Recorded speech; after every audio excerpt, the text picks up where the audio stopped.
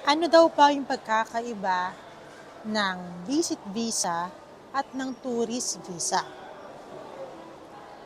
Ang tourist visa ay 30 days visa dito sa UAE. While ang visit visa ay 60 days visa. And yes, we also have a leisure visa which is 90 days. Lahat ng ito will serve the same purpose. Ang pagkakaiba lang nila ay ang tagal ng pag-i-stay nyo dito sa UAE. Kaya kung nais nyo lamang bumisita dito sa UAE, ay sapat na yung 30 days. Murang-mura pa dito sa Yes Pinoy Pro. At in case you need, magsabi lang kayo sa amin. Simple lang ang mga requirements. Picture with white background at passport copy mo at ng sponsor mo.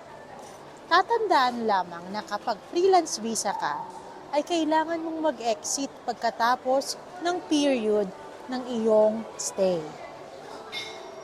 Kapag hindi tayo nag-exit, ay may karapatan ang travel agency or ang gobyerno na i-abscond kayo.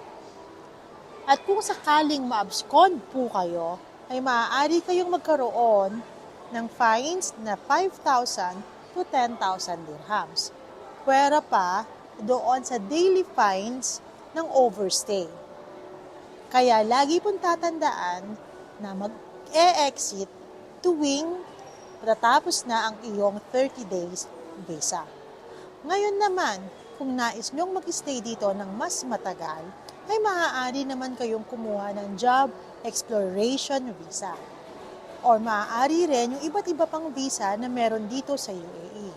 Pero mas sinasuggest ko na makahanap kayo ng employer na magbibigay ng visa sa inyo para makuha ninyo ang inyong mga benepisyo.